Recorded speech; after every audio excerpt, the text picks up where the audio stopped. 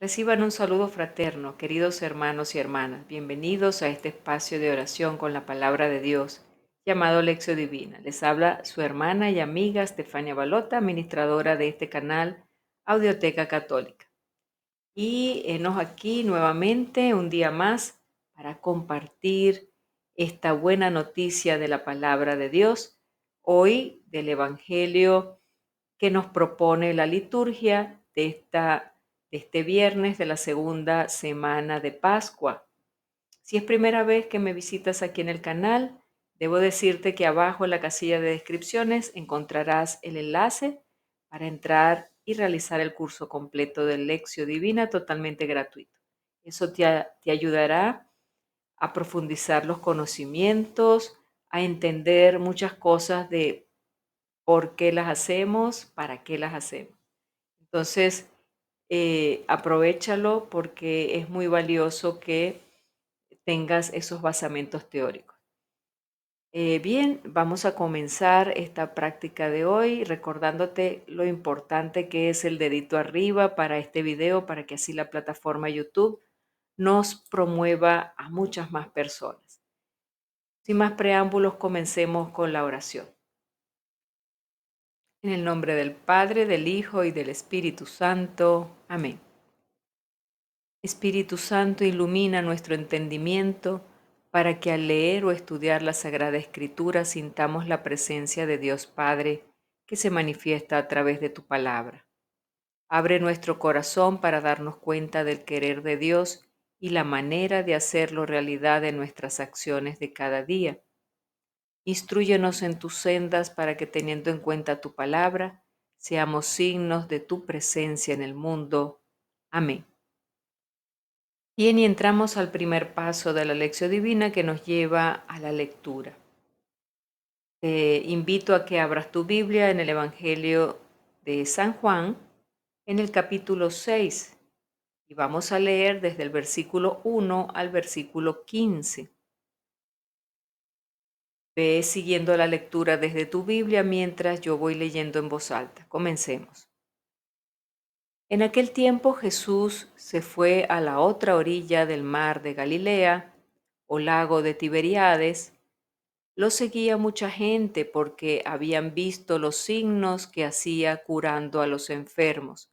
Jesús subió al monte y se sentó allí con sus discípulos. Estaba cerca la Pascua, festividad de los judíos. Viendo Jesús que mucha gente lo seguía, le dijo a Felipe: ¿Cómo compraremos pan para que coman estos? Le hizo esta pregunta para ponerlo a prueba, pues él también sabía lo que iba a hacer. Felipe le respondió: Ni 200 denarios de pan bastarían para que a cada uno le tocara un pedazo de pan. Otro de sus discípulos, Andrés, el hermano de Simón Pedro, le dijo: Aquí hay un muchacho que trae 5 panes de cebada y 2 pescados. ¿Pero qué es eso para tanta gente?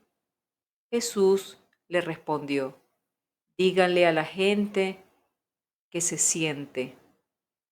En aquel lugar había mucha hierba. Todos pues se sentaron ahí, y tan solo los hombres eran unos 5,000. Enseguida tomó Jesús los panes y, después de dar gracias a Dios, se los fue repartiendo a los que se habían sentado a comer. Igualmente les fue dando de los pescados todo lo que quisieron. Después de que todos se saciaron, dijo a sus discípulos: Recojan los pedazos sobrantes para que no se desperdicien. Los recogieron y con los pedazos que sobraron de los 5 panes llenaron 12 canastos. Entonces la gente, al ver el signo que Jesús había hecho, decía: Este es en verdad el profeta que habría de venir al mundo. Pero Jesús, sabiendo que iban a llevárselo para proclamarlo rey, se retiró de nuevo a la montaña él solo. Palabra del Señor. Bien, y dentro de este primer paso de la lección divina nos encontramos con esta pregunta. ¿Qué dice el texto que acabamos de leer? Y es momento de releer el texto y subrayar las partes más importantes. De esta manera podemos extraer de allí los detalles, buscar las concordancias con otras lecturas, em, los personajes, etcétera. Vamos a irlo haciendo paso a paso, te voy acompañando en esta parte. Esta es una parte importante porque va acompañada de la investigación del texto, un poco ver el evangelista a quién le escribe, en qué época escribe, cuáles son los personajes, en qué contexto se están moviendo, etcétera. Entonces, es una partecita más de detalles, pero que nos va a ayudar a poder alcanzar la parte de la meditación. Entonces, vamos a hacerlo juntos. Debo comenzar por compartirte que este texto de hoy del Evangelio de Juan, en la Biblia de Jerusalén, este nuevo capítulo se titula La Pascua del Pan de Vida y comienza este capítulo 6 titulado La multiplicación de los panes. Eh, Vamos a ver entonces los detalles, eh, sabiendo que hoy esta lectura del capítulo 6 comienza y trae dos señales o milagros. La primera, la multiplicación de los panes, y la segunda, cuando Jesús camina sobre las aguas, que esto se comenzará a ver ya en el versículo 16. Inmediatamente después aparece el largo diálogo sobre el pan de vida en el versículo 22, perdón, hasta el 71, y Juan sitúa el hecho cerca de la fiesta de Pascua. El enfoque central es la confrontación entre la antigua Pascua del Éxodo y la nueva Pascua que se realiza en Jesús. Ellos tratan el evangelista trata de comparar esas dos Pascuas para resaltar la diferencia. El diálogo sobre el pan de vida aclara la nueva Pascua que se realiza en Jesús. Por eso este capítulo comienza con ese título, la Pascua del pan de vida. Entonces veamos el detalle del versículo del 1 al 4 y encontramos la situación. En la antigua Pascua el pueblo atravesó el Mar Rojo. En la nueva Pascua Jesús atraviesa el Mar de Galilea. Una gran multitud siguió a Moisés y una gran multitud siguió a Jesús en este nuevo éxodo. En el primer éxodo Moisés subió a la montaña, Jesús, el nuevo Moisés, también sube a la montaña. El pueblo seguía a Moisés que realizó señales y el pueblo sigue a Jesús porque había visto las señales que él realizaba para los enfermos. Entonces ahí ya vemos la similitud con la primera Pascua, con lo que hacía Moisés en aquella época. Versículos del 5 al 7 y encontramos Jesús y Felipe. Esos son los personajes de esos versículos y vamos a ver qué hacían ellos dos. Viendo a la multitud, Jesús confronta a los discípulos con el hambre de la gente y pregunta a Felipe, ¿dónde nos procuraremos panes para que éstos coman? En el primer éxodo Moisés había obtenido alimento para el pueblo hambriento. Jesús, el nuevo Moisés, hará lo mismo. Pero Felipe, en vez de mirar la situación a la luz de la Escritura, miraba la situación con los ojos del sistema, de lo que estaba sucediendo, de lo que podía hacer. O sea, lo veía con ojos humanos y respondió, Señor, pero 200 denarios de pan no bastarán para darle de comer a tanta gente. Un denario era el salario mínimo de cada día. Imaginémonos. Felipe constata el problema y reconoce su total incapacidad para resolverlo. Y entonces se queja, pero no presenta ninguna solución. Versículos 8 y 9. Andrés y el muchacho. Entonces ahora interviene un nuevo personaje dentro del diálogo, que es Andrés, el hermano de Simón Pedro, y un muchacho el cual no aparece el nombre en la escritura. Andrés, en vez de quejarse, busca soluciones. Encuentra a un muchacho con 5 panes y 2 peces. 5 panes de cebada y 2 peces eran el sustento diario del pobre. El muchacho entrega su alimento. Es señal que ese muchacho era un pobre. Hubiera podido decir 5 panes y 2 peces. ¿Qué es esto para tanta gente? No va a servir para nada. Vamos a compartirlos entre nosotros con 2 o 3 personas y listo. En vez de esto, tuvo el valor de entregar los 5 panes y los 2 peces para alimentar 5.000 personas. La fe de ese muchacho, la confianza de ese muchacho ante la petición de Jesús. Tráigame esos panes y esos peces. Confianza. Quien hace esto es un loco o tiene mucha fe, pensando que por amor a Jesús todos se disponen a compartir su comida como hizo el muchacho. Versículos 10 y 11. Sucede la multiplicación. Jesús pide a la gente se recueste por tierra y enseguida multiplica el sustento que era la ración del pobre, los 5 panes y los 2 peces. El texto dice, tomó entonces Jesús los panes y después de dar gracias los repartió entre los que estaban recostados y lo mismo los peces y comieron todo lo que quisieron. Con esta frase escrita en el año 100 después de Cristo, Juan evoca el gesto de la última cena, la Eucaristía. Cuando se celebra como es debido, llevará a compartir como hizo el muchacho, a entregar el propio sustento para ser compartido. ¡Qué belleza! La Eucaristía. Versículos 12 y 13, sobraron 12 canastos. Y he aquí la señal. El número 12 evoca la totalidad de la gente con sus 12 tribus.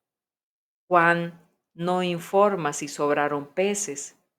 Lo que le interesa es evocar el pan como símbolo de la Eucaristía. El Evangelio de Juan no tiene la descripción de la cena eucarística, pero describe la multiplicación de los panes como símbolo de lo que debe acontecer en las comunidades a través de la celebración de la cena eucarística. Si entre los pueblos cristianos hubiese un verdadero compartir, habría comida abundante para todos y sobrarían 12 canastas y para mucha más gente. Versículos 14 y 15, la parte final de este relato de hoy, quieren hacerlo rey. La gente interpreta el gesto de Jesús diciendo, este es verdaderamente el profeta que iba a venir al mundo. La intuición de la gente es correcta. De hecho, Jesús es el nuevo Moisés, el Mesías, aquel que el pueblo estaba esperando, pero esta intuición estaba siendo desviada por la ideología de la época que quería a un gran rey, a ese rey que fuera fuerte y dominador.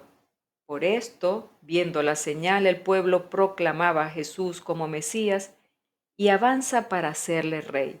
Jesús, percibiendo lo que iba a acontecer, se refugia solo en la montaña. Y así no acepta ser Mesías y espera el momento oportuno para ayudar a la gente a dar un paso más. Y ahora llegamos al segundo paso de la lección divina que nos lleva a la meditación. Nos encontramos con la pregunta: ¿qué me dice el texto?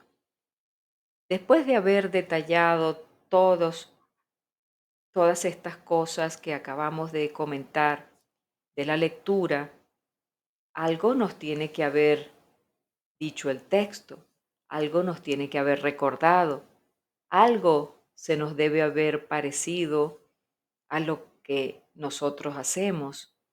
Entonces, la meditación se trata de traer este texto a mi vida. ¿Qué me dice Jesús a mí? ¿Qué me dice? Entonces yo te voy a compartir 3 aspectos que yo he tomado de aquí y he considerado importantes para mi meditación, y posteriormente tú puedes además agregarle los tuyos. Vamos a hacerlo. El primer aspecto que quiero resaltar es donde habla de los 5 panes y los 2 pescados. Ese muchacho que entrega todo lo que tiene. Era un muchacho pobre, probablemente era el sustento de ese día y lo entrega todo. Se lo presenta a Jesús sin preguntar, con la inocencia de un niño, se lo entrega y sucede el milagro. ¿Cuánta gente se alimentó de esa generosidad de ese pobre muchacho? Me toca profundamente el gesto de generosidad de este muchacho, y que sin importar quedarse sin nada, confía en Jesús, en que Él va a hacer ese milagro para alimentar a mucha gente. Entonces me pregunto y te pregunto, ¿cuántos panes tenemos para ofrecer? ¿Cuántos estamos dispuestos a ofrecer? ¿Todos los que tenemos? Esos panes simbolizan y esos peces simbolizan todo lo que tenemos. ¿Se lo ofrecemos al Señor? Por ejemplo, puede estar simbolizado en el tiempo, en, en lo que le dedico a otra persona para escuchar, en el cariño que le doy a los demás, en el amor que expreso cuando hago las cosas. Preguntémonos, ¿me dono por completo en cada una de esas cosas? En el tiempo, en la escucha, en el cariño, en el amor a los demás, en la atención. ¿Me dono por completo o lo hago con reservas? Segundo aspecto, después de dar gracias a Dios, se los fue repartiendo. Jesús no deja una oportunidad sin dar gracias al Padre. Siendo Dios, siempre Jesús recuerda dar gracias. Te doy gracias, Padre, porque siempre me escuchas. Para nosotros, lo ordinario es dar gracias después de haber recibido un favor. Jesús nos enseña a ti y a mí a agradecer siempre, incluso antes de recibir, sabiendo que Dios es providente y bueno. Jesús en este momento agradeció al Padre antes de recibir esa multiplicación. Él tenía la seguridad que el Padre no lo iba a dejar sin atender. Por tanto, le iba a conceder ese milagro.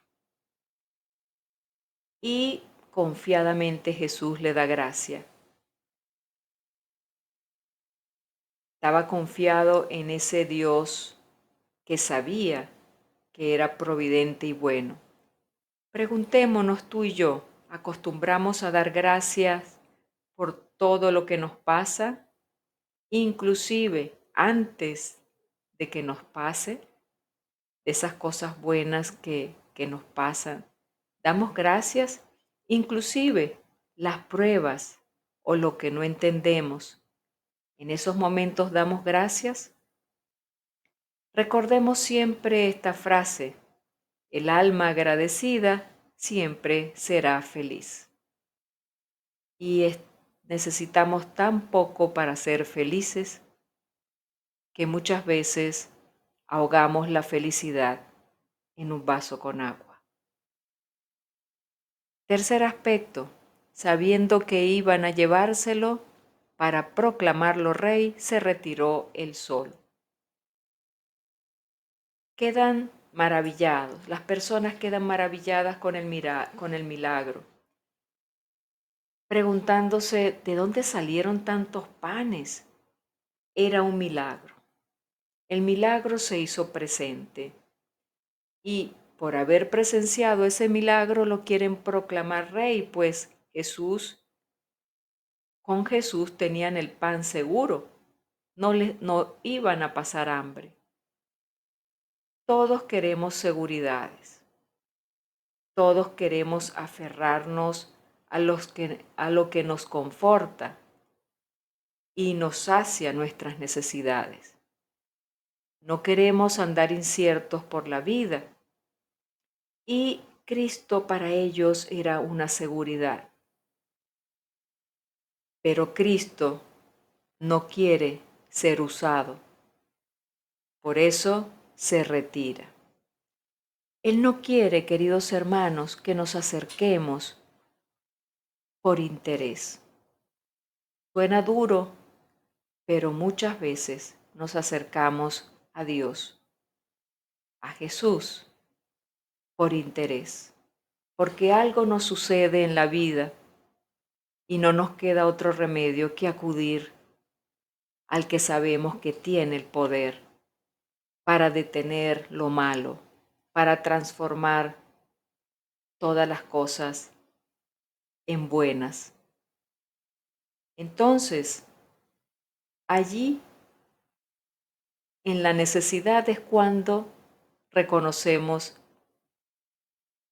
nuestra, valga la redundancia, nuestra necesidad de estar cerca del Señor, de tenerlo con nosotros. Pero Dios no quiere ser un cajero automático, no quiere ser un dispensador, como los dispensadores de refrescos. Necesito el refresco, voy y me surto. Dios no quiere ser eso para nosotros. Y entonces se retira Jesús.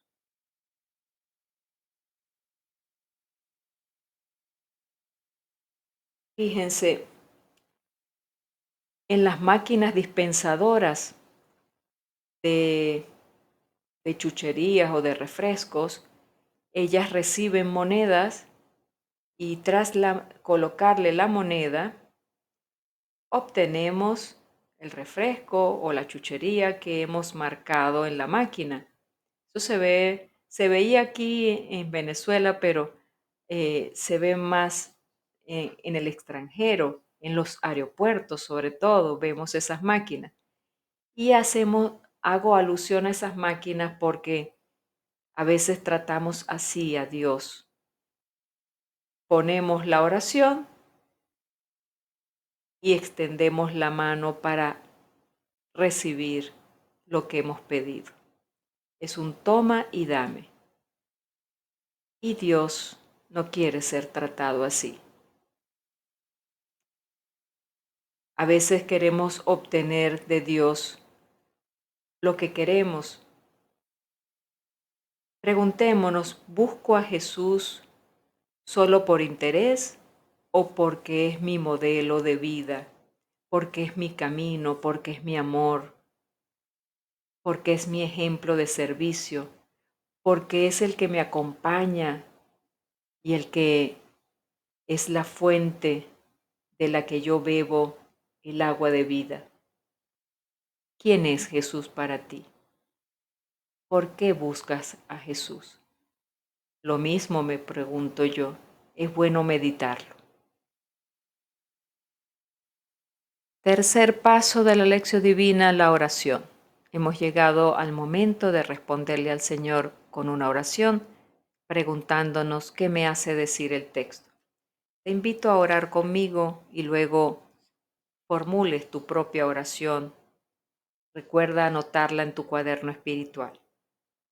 Padre bueno, quiero ofrecerte mis pocos panes y mis pocos peces, para que tú los multipliques para el bien de los que están a mi lado.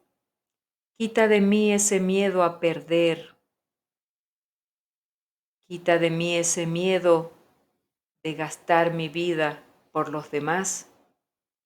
Yo sé que todo lo que tocas se multiplica, que siempre te dé gracias por todo lo que haces en mí, que tenga la humildad de Jesús, Señor, para buscar solo la gloria que tú das y aléjame de todo tipo de vanagloria.